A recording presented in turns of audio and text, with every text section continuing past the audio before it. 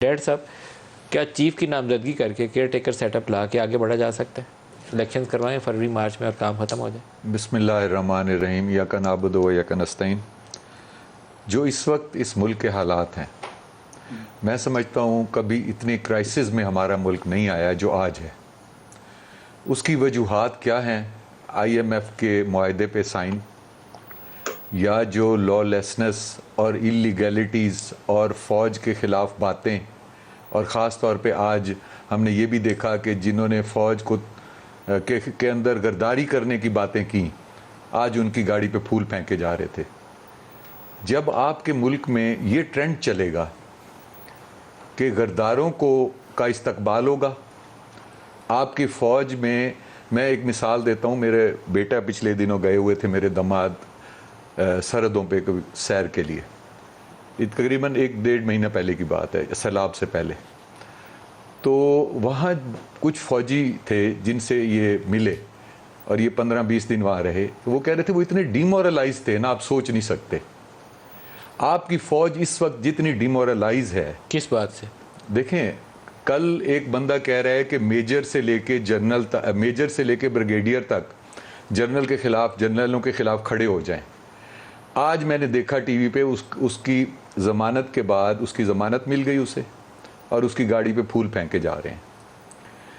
मैं ये कहता हूँ कि जब किसी मुल्क को दीवार से लगाया जाता है तो उसकी फ़ौज को कमज़ोर किया जाता है। सर, उस पर 124 का पर्चा है, अभी वो चलेगा, उसका हल निकलेगा। लेकिन आपने मेरे सवाल का जवाब नहीं दिया। मैं उसी तरफ हम इस क्राइसिस से निकलने के लिए देखें, डॉलर का रेट बढ़ रहा है, जब इंसाफ नहीं मिलेगा तो ये चीज़ें होगी, अनसर्टेनिटी होगी।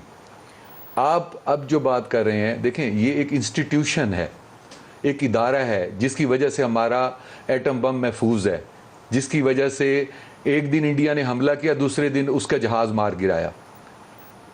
उनकी जो तरीक़ेकार है, उनकी अपॉइंटमेंट है। एटम बम की हिफाजत अगर आपके पास हो तो आप बेच देंगे उसे? मेरी बात पूरी थोड़ी सी सुन लें। बेचेंगे तो नहीं? उनका जो सिस्टम है, नहीं सर, मैं ये समझता हूँ कि उनके हाथों में ज़्यादा महफूज है। जो हमारे हालात पहले रहे हैं या आज इस वक्त हालात हैं कि जो हमारे लीडर बातें कर रहे हैं कि मुल्क 3 टुकड़े हो जाएगा, फॉरेन पॉलिसी आपकी इंडिया की बेहतर है, तो मुझे तो यकीन नहीं है कि सियासतदानों के हाथ में दे दें तो क्या होगा। मैं जो असल बात करने आ रहा हूँ, देखिए, फ़ौज के मामलात को हम मीडिया में डिस्कस ना करें, इसलिए कि इतना कंट्रोवर्शियल बना दिया गया है। आपके जो 4 या 5 3 स्टार जनरल्स हैं, बेहतरीन लोग सामने आए हैं, उनको मुतनाज़ा बनाने की कोशिश की जा रही है। और आज मीडिया हर सवाल करे, लेकिन ये सवाल ना करे कि किसको चीफ होना चाहिए, किसको नहीं होना चाहिए, एक्सटेंशन होनी चाहिए, नहीं होनी चाहिए। इस क्वेश्चन को स्किप कर दें। सर, एक्सटेंशन का सवाल क्यों नहीं होना चाहिए? माजरत के साथ मेरा बड़ा डिसएग्रीमेंट है। मेरी बात सुन। मैं जो लेफ्टिनेंट जनरल्स हैं, मैं उनके मेरिट के ऊपर तो राय नहीं दे सकता। मेरे ख्याल में वो सारे बड़े कॉम्पिटेंट और प्रोफेशनल लोग हैं, तभी वो लेफ्टिनेंट जनरल बन के यहाँ तक आए हैं।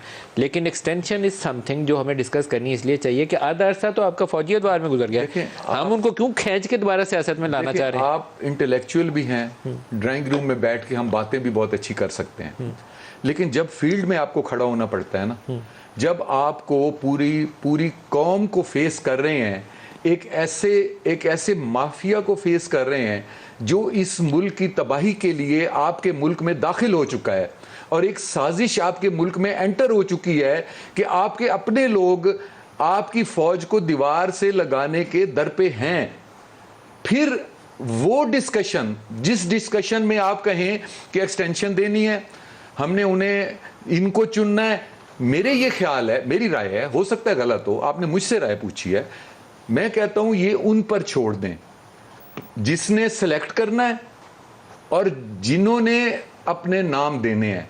अच्छा, बजाय इसके कि आजकल ये इतना कंट्रोवर्शियल हो चुका है ये इशू, और इसको कंट्रोवर्शियल बना दिया गया है।